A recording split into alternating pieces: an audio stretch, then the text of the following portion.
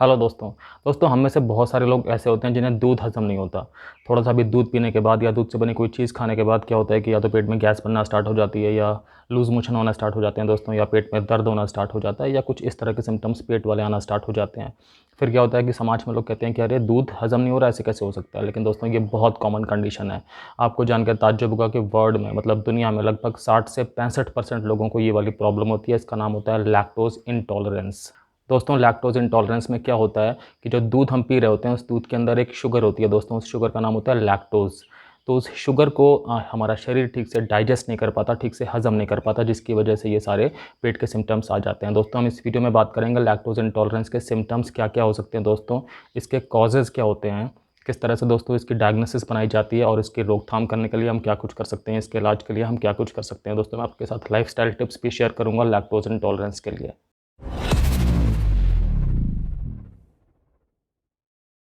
दोस्तों मैं हूं doctor Kamal Singh, x armed forces medical college, x Fortis hospital, x a lot of corporate hospitals.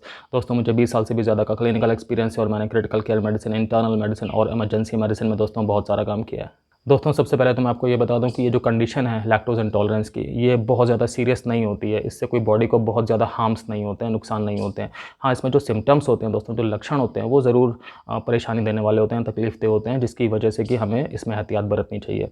दोस्तों बात करते हैं कि इसमें किस-किस तरह के सिम्पटम्स देखे जा सकते हैं।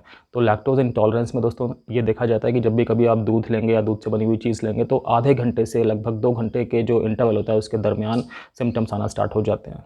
अगर दोस्तों सिम्पटम्स की बात करें तो नौज़िया हो सकता है। नौज़िया मतलब होता है कि वॉमिटिंग आने की टेंडेंसी होना। ऐसा हो सकता है कि वॉमिटिंग्स आना स्टार्ट हो जाए दोस्तों। ये भी हो सकता है कि पेट में दर्द होना स्टार्ट हो जाए। क्रैम्पिंग पेन मतलब ऐसा मरोड़ वाला पेन होना स्टार्ट हो जाए।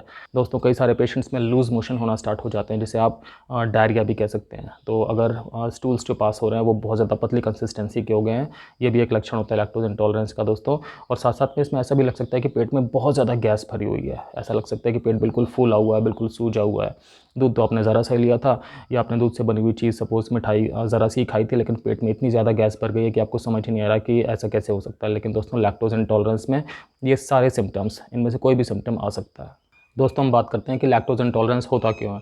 तो दोस्तों क्या होता है कि जो हम दूध ले रहे होते हैं उस दूध के अंदर एक लैक्टोज़ नाम की शुगर होती है। लैक्टोज़ नाम की जो शुगर होती है दोस्तों, इसको डाइजेस्ट करने के लिए एक एंजाइम चाहिए होता है। वो वाला एंजाइम दोस्तों हमारी छोटी आँत में बनता है, स्मॉल इंटेस्टाइन में बनता है। उस एंजाइम का नाम होता है लैक्टेज़। तो दोस्तों इस कंडीशन में क्या होता है कि पेशेंट के अंदर जो लैक्टेज़ नाम का एंजाइम है, जो कि लैक्टोज़ नाम की शुगर को डाइजेस्ट करने के काम आता है, उस एंजाइम की मात्रा या तो बहुत कम हो गई होती है, बिल्कुल ख़त्म हो गई होती है। तब क्या होता है कि जो लैक्टोज़ है दोस्तों वो डाइजेस्ट ही नहीं होता, वो हज़म ही नहीं होता। दोस्तों नॉर्मली क्या होता है कि हमने दूध पिया या दूध से बनी हुई चीज़ खाई, तो जो लैक्टोज़ शुगर है दोस्तों वो स्मॉल इंटेस्टाइन में डाइजेस्ट हो गई, क्योंकि स्मॉल इंटेस्टाइन में लैक्टेज़ नाम का एंजाइम था, उसने लैक्टोज़ को ब्रेक डाउन कर दिया, 2 कंपाउंड्स में तोड़ दिया, एक तो गैलेक्टोज़ में और एक ग्लूकोज़ में। लेकिन अगर दोस्तों ये लैक्टेज़ नहीं है, इसका अभाव है, तो लैक्टोज़ डाइजेस्ट नहीं होगा, फिर वो स्मॉल इंटेस्टाइन से और आगे चला जाएगा, बड़ी आँत में पहुँच जाएगा और दोस्तों सिम्पटम्स आना स्टार्ट हो जाएँगे। दोस्तों हम बात कर लेते हैं कि लैक्टोज़ इंटॉलरेंस कितने टाइप्स का होता है, ये आपके लिए जानना बहुत इंपॉर्टेंट है। दोस्तों पहला टाइप है जिसका नाम है प्राइमरी लैक्टोज़ इंटॉलरेंस। इस कंडीशन में क्या होता है दोस्तों कि इस कंडीशन में जब एक बेबी बॉर्न होता है तो उसके अंदर लैक्टेज़ एंजाइम ठीक-ठाक अमाउंट में बन रहा होता है। तो वो जो भी दूध पीता है तो वो ठीक से दूध उसका डाइजेस्ट हो जाता है। जब दोस्तों बेबी धीरे-धीरे बड़ा होता है तो वो दूध का अमाउंट कम कर देता है पीना और बाकी चीज़ों से वो चीज़ सब्स्टिट्यूट हो जाती है, मतलब उसके खाने-पीने में दूध के अलावा बाकी चीज़ें आ जाती हैं। तो दोस्तों इसके रिएक्शन में क्या होता है कि बॉडी के अंदर वो लैक्टेज़ नाम का जो एंजाइम है, जो छोटी आँत से बन रहा होता है, वो बनना भी धीरे-धीरे कम हो जाता है। अब दोस्तों कई सारे लोगों में क्या होता है कि जब वो और बड़े होते हैं, मतलब जब वो एडल्टहुड में आते हैं, 20 ईयर्स से ऊपर की उनकी एज होती है, तो लैक्टेज़ वाला जो एंजाइम है दोस्तों वो बनना बिल्कुल ही कम हो जाता है। और अब क्या होता है कि अगर वो दूध पिएँगे या दूध से बनी चीज़ खाएँगे तो वो हज़म नहीं होगी। उसके अंदर जो लैक्टोज़ नाम का शुगर है दोस्तों, वो अब ठीक से डाइजेस्ट नहीं होगी और सिम्पटम्स आना स्टार्ट हो जाएँगे लैक्टोज़ इंटॉलरेंस के। तो दोस्तों अगर बिल्कुल संक्षेप में बात करें, बिल्कुल शॉर्ट में बात करें, तो प्राइमरी लैक्टोज़ इंटॉलरेंस में क्या हो रहा है कि जब आपकी एज बड़ी हो रही है, तो आपको लैक्टोज़ इंटॉलरेंस डेवलप हो रहा है। बचपन में सब कुछ ठीक था, लेकिन जैसे-जैसे आप बड़े हुए 20, 25, 30 की एज में पहुँचे, तो जब आपने दूध पीना स्टार्ट किया या दूध से बनी चीज़ें खाना स्टार्ट किया दोस्तों, तो आपको सिम्पटम्स आना स्टार्ट हो गए। आपको नौज़िया या आपको वॉमिटिंग या लूज़ मोशन या पेट में दर्द या पेट में गैस, ये सारी चीज़ें बनना स्टार्ट हो गई। दोस्तों लैक्टोज़ इंटॉलरेंस का जो अगला टाइप है उसका नाम है सेकेंडरी लैक्टोज़ इंटॉलरेंस। इस कंडीशन में दोस्तों क्या होता है कि इस कंडीशन में जो स्मॉल इंटेस्टाइन है, उसके अंदर कुछ ना कुछ प्रॉब्लम हुई होती है, जिसकी वजह से लैक्टेज़ एंजाइम का प्रोडक्शन कम हो गया होता है। दोस्तों स्मॉल इंटेस्टाइन में हो सकता है कि कोई इलनेस हुई हो, फॉर एग्जांपल सीलियाक डिसीज़ हो गई हो या क्रॉन्स डिसीज़ हो गई हो। दोस्तों इस तरह की कोई भी इन्फेक्शन हो सकता है, या दोस्तों कोई इंजरी लग गई हो, कोई चोट लग गई हो स्मॉल इंटेस्टाइन में। दोस्तों कई बार स्मॉल इंटेस्टाइन में बैक्टीरियल ओवरग्रोथ हो जाती है, ये भी अपने आप में एक कंडीशन है दोस्तों जो लैक्टोज इंटॉलरेंस को जन्म दे सकती है। साथ साथ दोस्तों अगर स्मॉल इंटेस्टाइन की कोई सर्जरी हुई है, कोई ऑपरेशन हुआ है पेट में किसी भी बीमारी की वजह से, तब भी चांसेस काफ़ी ब्राइट हो जाते हैं कि लैक्टोज इंटॉलरेंस डेवलप हो सकता है। तो बेसिकली अगर स्मॉल इंटेस्टाइन के अंदर कोई प्रॉब्लम है, कोई इंजरी है, कोई इलनेस है, कोई इन्फेक्शन है, कोई ऑपरेशन हुआ है, तो चांसेस हो जाएंगे कि सेकेंडरी लैक्टोज इंटॉलरेंस डेवलप हो सकती है। इसके अंदर भी सिम्टम्स सारे वही होते हैं कि दूध या दूध से बनी चीज़ लेने के बाद पेट के सिम्टम्स, पेट के लक्षण पैदा हो जाते हैं। दोस्तों जो तीसरा टाइप है लैक्टोज इंटॉलरेंस का, उसका नाम है कॉन्जेनिटल लैक्टोज इंटॉलरेंस। इस कंडीशन में दोस्तों क्या होता है कि बेबी जब बॉर्न होता है उसमें तब से ये वाली कंडीशन डेवलप रहती है, मतलब लैक्टोज इंटॉलरेंस बाय बर्थ होता है। इसका मतलब ये हुआ कि बच्चे में लैक्टेज एंजाइम नहीं बन रहा होता, स्मॉल इंटेस्टाइन नहीं बना रही होती। ये वाली कंडीशन दोस्तों नॉर्मली जेनेटिक होती है और इसमें मदर और फादर दोनों के अंदर वो वाला जीन होना चाहिए लैक्टोज इंटॉलरेंस वाला, और दोनों की तरफ से वो जीन पास होकर जब बेबी के अंदर पहुंचता है तो बेबी में ये वाली कंडीशन डेवलप होती है। दोस्तों अगर आपको ये वीडियो समझ में आ रहा हो, अच्छा लग रहा हो, आप कनेक्ट कर पा रहे हो, तो प्लीज़ लाइक कर दीजिएगा, और अगर आपने अभी तक चैनल को दोस्तों सब्सक्राइब नहीं किया है बाई चांस, तो प्लीज़ सब्सक्राइब भी कर दीजिएगा। दोस्तों हम बात कर लेते हैं क्या क्या रिस्क फैक्टर्स होते हैं लैक्टोज इंटॉलरेंस डेवलप होने के लिए। तो सबसे पहला रिस्क फैक्टर है इंक्रीजिंग एज, मतलब बढ़ती हुई उम्र। जैसे जैसे उम्र बढ़ती है वैसे वैसे चांसेस बढ़ते जाते हैं कि लैक्टोज इंटॉलरेंस डेवलप हो जाएगा। तो ऐसा बिल्कुल मत सोचिएगा कि अगर आप 18-20 साल के थे और आप दूध वगैरह ठीक से पी पाते थे, कोई प्रॉब्लम नहीं होती थी, अब आप सपोज 35 के हैं या 40 के हैं और आपको दूध पीने के बाद एक बार वॉशरूम जाना पड़ता है, मोशन पास करने पड़ते हैं आपको लग रहा है ऐसे कैसे हो सकता है, एलर्जी ऐसा कुछ होता है, तो वो शुरू से ही होता है। दोस्तों ये लैक्टोज इंटॉलरेंस हो सकता है क्योंकि ये बढ़ती एज के साथ साथ डेवलप होते देखा गया है। दोस्तों अगला रिस्क फैक्टर है प्रीमैच्योर बर्थ। तो जो बच्चे समय से पहले पैदा हो जाते हैं, जिनकी डिलीवरी टाइम से पहले हो जाती है दोस्तों, उनके अंदर भी चांसेस काफ़ी ब्राइट हो जाते हैं कि लैक्टोज इंटॉलरेंस डेवलप हो सकता है। दोस्तों क्या होता है कि जो स्मॉल इंटेस्टाइन लैक्टेज नाम का एंजाइम बनाती है वो थर्ड ट्राइमेस्टर में बनाना स्टार्ट करती है, तो ये अपने आप में कंडीशन होती है। दोस्तों तीसरा रिस्क फैक्टर है कि अगर आपकी स्मॉल इंटेस्टाइन में कुछ भी बीमारी है तब भी चांसेस काफ़ी ब्राइट हो जाएंगे कि आपको लैक्टोज इंटॉलरेंस लाइफ में डेवलप हो सकता है।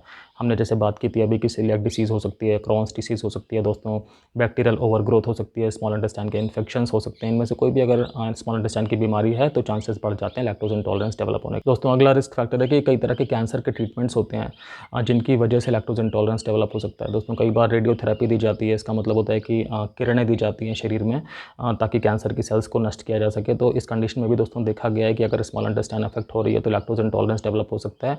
दोस्तों कई बार कीमोथेरेपी के मेडिसिन का भी साइड इफेक्ट होता है और लैक्टोज इंटॉलरेंस डेवलप हो सकता है। दोस्तों बात कर लेते हैं कि डायग्नोसिस कैसे बनाई जा सकती है लैक्टोज इंटॉलरेंस की। तो वैसे क्लिनिकल हिस्ट्री तो दोस्तों सजेस्टिव होती ही है, डॉक्टर आपसे बात करेंगे कि क्या खाने के बाद आपको इस तरह के सिम्टम्स हो रहे थे, तो थोड़ा सा एक मन में असेसमेंट तो बन जाता है कि लैक्टोज इंटॉलरेंस हो सकता है। फिर दोस्तों एक हाइड्रोजन ब्रेथ टेस्ट होता है। इस टेस्ट को करने के लिए क्या करना होता है, पहले तो एक लैक्टोज रिच आपको फ्लूइड पीने को मिलेगा, तो इससे आपके शरीर में दोस्तों लैक्टोज पहुंच गया आपके पेट में, और फिर उसके बाद आपकी सांस में हाइड्रोजन की जांच होगी कि कितनी मात्रा में हाइड्रोजन है। तो अगर लैक्टोज डाइजेस्ट नहीं हो रहा है आपके शरीर में तो हाइड्रोजन का अमाउंट ज़्यादा होगा आपकी ब्रेथ में, और इससे पता लग जाएगा कि आपको लैक्टोज इंटॉलरेंस है। दोस्तों अगला टेस्ट है जिसका नाम है लैक्टोज टॉलरेंस टेस्ट। इसमें क्या करते हैं कि पहले तो आपको लैक्टोज रिच फ्लूइड पिलाएंगे, मतलब आपको एक ऐसा लिक्विड पिलाएंगे, द्रव पिलाएंगे कि जिसके अंदर लैक्टोज का अमाउंट होगा। अब लैक्टोज आपके पेट में पहुंच गया, ठीक है दोस्तों। अब अगर ये लैक्टोज ठीक से डाइजेस्ट हो रहा है तो ये डाइजेस्ट होकर ग्लूकोज और गैलेक्टोज बनाता है। दोस्तों 2 घंटे के बाद, इसको पीने के 2 घंटे के बाद आपका ब्लड टेस्ट किया जाएगा और उसमें देखेंगे ग्लूकोज की मात्रा बढ़ी है कि नहीं बढ़ी। तो अगर ग्लूकोज की मात्रा नहीं बढ़ी है इसका मतलब है कि वो लैक्टोज जो आपने लिया था वो डाइजेस्ट नहीं हुआ। अगर डाइजेस्ट हुआ होता तो ग्लूकोज बना होता, तो ग्लूकोज की मात्रा ब्लड में बढ़ गई होती। ठीक है फ्रेंड्स, तो इस टेस्ट में यही पता लगता है कि अगर लैक्टोज रिच फ्लूइड पीने के बाद 2 घंटे के बाद आपका टेस्ट किया गया, ब्लड में ग्लूकोज की मात्रा देखी गई और वो मात्रा बिल्कुल भी नहीं बढ़ी है, कांस्टेंट सी है, तो इसका मतलब आपकी बॉडी में लैक्टोज डाइजेस्ट नहीं हो रहा है, इसका मतलब आपको लैक्टोज इंटॉलरेंस है। दोस्तों अब ट्रीटमेंट की बात करते हैं। तो अगर दोस्तों लैक्टोज इंटॉलरेंस किसी कंडीशन की वजह से है बॉडी में, फॉर एग्जांपल स्मॉल इंटेस्टाइन में किसी बीमारी की वजह से है, तो हम उस कंडीशन को मैनेज करने की, उसको ठीक करने की कोशिश करेंगे ताकि लैक्टोज इंटॉलरेंस अपने आप ठीक हो जाए। लेकिन अगर दोस्तों ऐसा नहीं है तो फिर आपको अपने सिम्टम्स को मैनेज करने के लिए कुछ खास चीज़ें करनी पड़ेंगी। पहली चीज़ ये कि आपको मिल्क या जो डेयरी प्रोडक्ट्स हैं उनका इस्तेमाल करना कम करना पड़ेगा। आपको चाहिए कि आप छोटी छोटी सर्विंग्स में वो चीज़ लें, ज़्यादा बिल्कुल लें ही मत। दोस्तों कई बार लैक्टोज रिड्यूस्ड मिल्क मिलता है या लैक्टोज फ्री चीज़ें मिलती हैं जिनके अंदर लैक्टोज या तो नहीं होता या तो बहुत कम होता है। आप उन्हें सब्सटीट्यूट करने की कोशिश करें नॉर्मल दूध या दूध से बनी चीज़ों के बजाय। दोस्तों लैक्टेज एंजाइम भी पाउडर के फॉर्म में या लिक्विड के फॉर्म में मिलता है। अगर आपके डॉक्टर्स सही समझेंगे तो आपको वो ये प्रेस्क्राइब कर सकते हैं और आप इसका भी सेवन कर सकते हैं। दोस्तों इसमें कोशिश करनी है कि आप एक बार में 100 ml से ज़्यादा मिल्क ना लें। कोशिश करनी है आपको इस बात की। आप ऐसा भी कर सकते हैं कि मिल्क को डाइल्यूट करके लें, ठीक है दोस्तों, इसमें ये भी कर सकते हैं कि आप जैसे आपको अगर लेना ही पड़ रहा है तो आप खाने के साथ में वो चीज़ लें, क्योंकि अगर आप खाली पेट दूध या दूध से बनी चीज़ लेंगे तो उसका एब्जॉर्प्शन ज़्यादा जल्दी होगा और सिम्टम्स ज़्यादा सीवियर आ सकते हैं। अगर आप खाने के साथ वो चीज़ ले रहे हैं दोस्तों तो उसका एब्जॉर्प्शन स्लो होगा और सिम्टम्स अगर आएंगे भी तो कम आएंगे। दोस्तों जैसे हमने बात की थी कि लैक्टेज एंजाइम को भी लिया जा सकता है, इनकी टैबलेट्स आती हैं, इनकी ड्रॉप्स आती हैं। अगर आप एंटिसिपेट कर रहे हैं कि आपको दूध लेना पड़ेगा या आपको दूध से बनी कोई चीज़ खानी पड़ेगी तो आप पहले वो टैबलेट ले सकते हैं ताकि आपकी बॉडी में लैक्टेज एंजाइम पहुंच जाए और वो एंजाइम जो है वो आपके अंदर लैक्टोज को ठीक से डाइजेस्ट कर ले। जब आप दूध पिएंगे आपके अंदर लैक्टोज आएगा, तो जब वो डाइजेस्ट हो जाएगा तो आपको कोई सिम्टम्स नहीं आएंगे लैक्टोज इंटॉलरेंस के। इस बारे में आप एक बार अपने डॉक्टर से ज़रूर बात कर लें। दोस्तों जिन लोगों को लैक्टोज इंटॉलरेंस होता है, नॉर्मली देखा जाता है कि वो लोग मिल्क को पूरी तरह से अवॉइड कर देते हैं, डेयरी प्रोडक्ट्स को पूरी तरह से अवॉइड कर देते हैं। कई बार दोस्तों ऐसे पेशेंट्स के अंदर कैल्शियम की कमी होना स्टार्ट हो जाती है, क्योंकि कैल्शियम हमें दूध से मिलता है। हमें ध्यान रखना है दोस्तों कि अगर हमें ये कंडीशन है तो हमें अपना कैल्शियम का इंटेक कैसे भी करके पूरा करना है। तो हमें वो सारी चीज़ें अपने आहार में शामिल कर लेनी है जिनमें कैल्शियम रिच होता है। ठीक है दोस्तों, हमें इस चीज़ में बिल्कुल भी पीछे नहीं हटना है, बिकॉज कैल्शियम हमारी बॉडी के लिए बहुत इंपॉर्टेंट है। कैल्शियम हमारी बॉडी के अंदर बहुत इंपॉर्टेंट काम करता है, तो इसकी कमी बिल्कुल नहीं होनी चाहिए। दोस्तों अपने मिल्क के इंटेक में आप थोड़ा सा वेरिएशन कर सकते हैं। नॉर्मली जैसे देखा जाता है कि अगर आप स्किम्ड मिल्क लेना स्टार्ट करें तो वो होल मिल्क के बजाय बेटर होता है। लैक्टोज इंटॉलरेंस में सिम्टम्स नहीं डेवलप होते या कम डेवलप होते हैं दोस्तों इंटेंसिटी में। दोस्तों ये भी देखा जाता है कि जो हार्ड चीज़ होता है उसके अंदर भी लैक्टोज का अमाउंट नॉर्मल से कम होता है, जैसे स्विस चीज़ हो गया या शेडर चीज़ हो गया। तो इसे भी आप कोशिश करके थोड़ा थोड़ा सा ले सकते हैं अगर आपकी बॉडी से टॉलरेट कर पा रही है, आपके सिम्टम्स अगर इससे ज़्यादा नहीं हो रहे तो दोस्तों हमें अपनी डाइट में ये भी देखना है कि हम किस तरह से मिल्क का जो यूसेज है दोस्तों, डेयरी का जो यूसेज है वो कम कर दें और वो कुछ इस तरह से रखें कि हमारे सिम्टम्स ना हो, मतलब वो सिम्टम्स बिल्कुल मिनिमाइज रहें। बाकी दोस्तों इसमें कोई ऐसी दवा नहीं है जो कि लैक्टोज इंटॉलरेंस वाली कंडीशन को ठीक कर देगी कि आप कोई पर्टिकुलर मेडिसिन ले लो या कोई पर्टिकुलर ऑपरेशन करा लो, ऐसा कुछ भी नहीं है इसमें। लैक्टोज इंटॉलरेंस एक प्रॉपरली अपनी लाइफ स्टाइल को मैनेज करके अपनी डेयरी प्रोडक्ट्स को किस तरह से लेना है, कितना लेना है, कब लेना है कि नहीं लेना, उस तरह की चीज़ों को दोस्तों मैनेज करके आपकी बॉडी के हिसाब से इस कंडीशन की रोकथाम की जा सकती है। अदरवाइज़ इसमें कोई ऐसा इलाज नहीं है कि आपने कुछ इलाज लिया और ये जो है चीज़ परमानेंटली ख़त्म हो गई।